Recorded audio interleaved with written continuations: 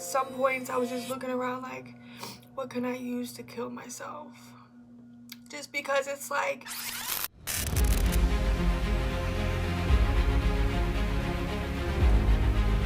hello! We are on episode 12 of the 18-Wheeler Survival Documentary. Welcome. Thank you for watching and tuning in. This is my mom. Hello. Linda. And we are going to start off where we left off. The last episode, we were talking about, so Sanaya is just starting to basically wake up. They're taking her off all of the meds that were keeping her in the induced coma. And she's waking up, and now one of her first memories was when she thought she was being abducted by those two girls, those two young women. And we had to tell her, I told her, like, I don't know, a couple of months later that it was a hallucination, that it really didn't happen. And come to find out that the hallucinations in the ICU, patients in the ICU, happens way more. Very often. Yeah, it happens so often. Yeah. So, but it was a very scary time for her. Oh, completely. And even just talking about it yeah. a couple of weeks ago stirred up major PTSD. Yeah, it took her a few days to get over just talking about that on that last episode. And I mean, I get it. I understand it, because it's, this has been hard for me. It's getting easier because she's getting better. And praise the Lord. I mean, we're just seeing miracle after miracle after miracle. Still, years later. Yes. And so where we left off, she was going down for her MRI to see the fracture of her C2. Because now that she's off the vent, they were able to do, and that's when she was having this hallucination. And we got their report back from the MRI. And the report was that, yes, indeed, there was a fracture to her C2. But it was just on the odontoid process. Right. So the C2 kind of like looks like this, and the C1 will kind of sits on top of it, and that's how your head is holding. Yeah, that's holding up your head. So it was just the very tip of that odontoid process on her C2 that was chipped off, and they were like, "We're not doing surgery. If we find the chip, then we would screw it back on," and they were like, it's not worth it. So that was a great praise report. The Lord came through once again, and so we give him all the praise and glory. So yeah, so she is getting better. So she's off the vent. Her abdomen is doing much better. She's having bowel movements, which means that her intestines are working. There's no leakage. They completed all the washouts after finding the abscess. Her brain bleed stopped, so they didn't have to do any brain surgery. So no trach. Yeah, miracle after miracle. Okay. Right. So then they said, you know what? She's doing pretty good. We're gonna put her down to the 6th floor, which they called the step down floor from the ICU, which I was hearing, horrible reports about. And I was like, I cried. I'm like, please don't send her down there. And, but you can't reserve a room in the ICU. When it's time to go, it's time to go. So in the middle of the night,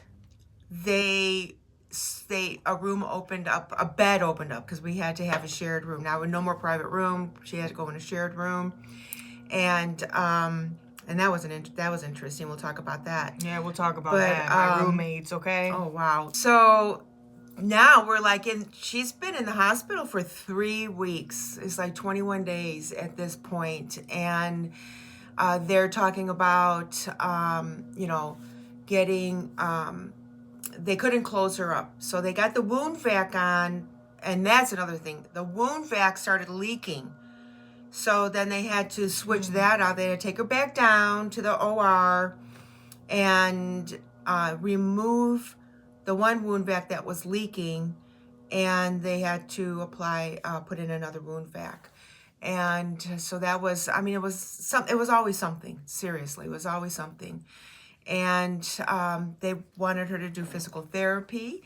They took the catheter out because they wanted her to get up to use the toilet herself. Thank God, okay. But they had to make sure that she was able to walk. She hasn't walked in 3 weeks. So it is January 9th. My birthday! Whoop, whoop, whoop. I think how old did I turn? 50. I don't know, let's not talk about it, Mom. I turned 53 then. Oh, Now y'all know how old I am. But anyway, so yeah, the physical therapy team came in. I think there were, I don't know, 3 people, and they strapped her up. Yep. Meaning they had, while I walked, they had like a big belt around my waist, and somebody was behind me holding the belt, so in case I fell, they can pull the belt and pick me right back up. Yeah, and I think you had 2 people on each side. Yeah. I don't know. I felt like she was surrounded And by I had the physical walker. therapy people. It was a challenge to get her. I mean, it was like she had to learn how to walk again. And so, yeah, that was like, and she did it. She walked, and she was so happy. She had a big smile on her face, and it was a great birthday present for me. Well, let me tell you this part. Okay, so there was this older man that was in the hallway too, and he was walking. They were teaching him how to walk, and he was like, "Let's race." So I raced him, and I won. It was a slow race, okay? It was very slow. But you know what? I did it, and it was a moment. Yeah, it wasn't like the turtle in the hare race. It was like 2 turtles, old turtle and young turtle, and she won.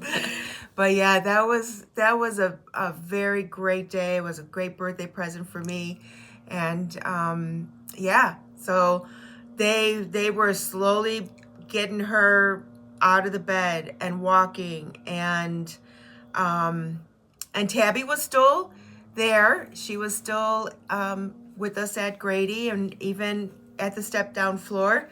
I don't know, should we talk about your roommate yet? Not yet. We won't talk about the roommate yet. Another challenge that she faced was looking at herself. She had not seen what she looked like. There were no mirrors in the ICU. We didn't allow mirrors in the ICU. She didn't even ask for a mirror in the ICU. But now that she's starting to walk, and she did have a walker. So they took the catheter out. So she had to use the rest. So I had to walk to the bathroom. Toilet, yeah. And there was a mirror. In the bathroom. There was a mirror in the bathroom. And I watched as the inevitable was about to happen. And I just looked at myself. I didn't know I had missing teeth. I couldn't feel it. I couldn't feel it that I had missing teeth. And then I had my face looked horrible. Skin and bones. She was skin and bones. Felt like her eyes were kind of like bulging because she was so emaciated. And then I saw her go slowly into the mirror. And then I saw her open her mouth to see her teeth. And my heart dropped for her. But you know what? You didn't cry. You didn't scream. You didn't complain. I think you were just in shock as to how you looked. You know, and it's a big thing for me too, that I still sometimes, every once in a while, I'll have issues now, but definitely right then, guilt. Because I shouldn't have even went to Atlanta. So it's like I felt like I did this to myself. You know, it's just like my mom always told me growing up, if you gotta lie about it, that means you're doing something wrong that you shouldn't be doing. And I shouldn't have went. But it's just like... That's a lesson for people. If you have to lie about it, then you shouldn't be doing it. And if it's something that you really want to do, then you shouldn't have to lie about it. And, you know, we have to forgive ourselves. Yes. Because everybody makes mistakes. And thank God I didn't lose my life. So, right. I had to forgive myself. I mean, if you had known that this was all going to happen, you probably wouldn't have gone. So, not at all. But, you know, we don't know some things that are ahead for us, but that's why we have to keep our feet firmly planted, you know. Because God tried to stop me. Yeah. He tried to stop me. If you want to know more about what I'm talking about, then go back to the beginning. Because God tried to stop me from going to Atlanta multiple times. And I didn't listen. And I knew that there was nothing good going to come out of this. I was begging the Lord. To stop her from going because she wouldn't listen to me. Oh, you know what? Also, I want to tell you what God told me when I first woke up from a coma. You walked a different path that I wanted you to walk, which made you walk out of my protection. But just because you walked away from me, I never walked away from you. You got into your car accident, but the reason why you didn't die is because I was right there the whole entire time. And I didn't let you die. I will never forget that. I'll never forget that. And it's like, you know, even though, you know, that was my first time really experiencing when I, like, going through my recovery in the beginning, was my first time realizing what true love was. Because how many people do you know, like friends-wise or whatever, you know, that, because I denied God. I really didn't want anything to do with them. So what friend would want to continue to be friends with you if you didn't want anything to do with them? If you didn't want to talk to them, if you didn't want any quality time with them, if you just kept dodging their phone calls, they're going to be like, all right, fine, bye, and you're probably never going to hear from them again. But God, even though we may deny him, even though we may be walking in sin, even though we may not be listening to him, he's still right there. That's right. Waiting. He says he'll never leave us nor forsake us. Yeah. Even when we leave him. I was like, man, you know, waking up and seeing all these people, you know, calling my mom and texting my mom and wondering how I am and just the support. And then knowing that, like, I had God right by my side, and it's just like, and he didn't let me go, even though I deserved it. I felt like I did not deserve to be saved. None of us deserve it. But he did. He saved me. Yeah. He's a good God. He's a good God. Yeah. So now she's starting to remember some of the things that, you know, were going on, and she's able to talk about it. It's not just me talking now because now she's awake and is remembering some of the things. So now it's your turn to cry, I guess. I remember just sitting in the hospital room in my bed. And at some points I was just looking around like, what can I use to kill myself? Just because it's like, you know, have you ever heard of, you know, the cartoons where you have the devil on one shoulder and the angel on the other, and they're talking to you in one ear, and it was like that, you know, like the one angel, you know, you're alive, you did it, I'm proud of you. Then you have the devil. Look at how much destruction you did. Look at your choices. Look at what you've done. You're ruining everybody's lives. You're making it harder for your family. Look at the bills. Look at the hospital bills. Look at how much debt your family is going to be in because of you. You're never going to be normal again. You're going to struggle for the rest of your life. Don't listen to those voices.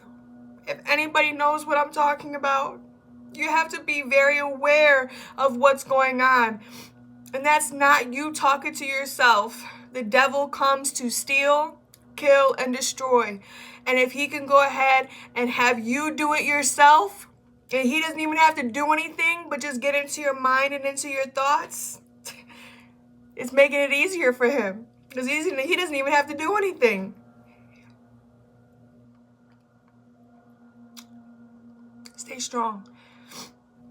You might be in a season of just confusion, destruction, sadness, despair, brokenness. But don't give up. You're going to get out of it. But you have to rely. You have to put your faith in God. You can't do it by yourself. You have to have great people around you. You can't have people that are going to, be pulling you down. No, you have people that are going to support you and love you and be honest with you. And encourage you, yeah. Yes. And if you do fall, they're going to catch you and smile and say, come on, let's get up and do it again. Yeah. That's the people you need. Right. So we can't stress that enough. It's important to have a circle around you that's going to lift you up and encourage you and pray with you and pray for you. Definitely. We wouldn't have been able to get through this without a support system. It would have been, I can't imagine what it would have been like if we didn't have that. I still have my support system. Oh, yeah. From all different states, all over. Yes. I mean, people weeded themselves out, but that's what happens though, right? Yeah. So that's another episode right there. Oh right? My gosh. Yeah, that is another episode. Yeah. We'll talk about it. We'll talk about that. So next episode we'll talk about we'll talk about the roommate. That was interesting. And and then they're gonna do a skin graft on her. Ooh. Yeah. I tell my mom all the time that was one of my hardest surgeries, but my mom was like, that's the only surgery because you were awake for it. So I'm like, that was not easy. So that's it for today. All right, you guys. Thank you so much for watching. I'm sorry for tearing up, but it's her turn, not mine. This is my reality of why I'm still here. We don't talk about this. It's hard. You think about the surface of it.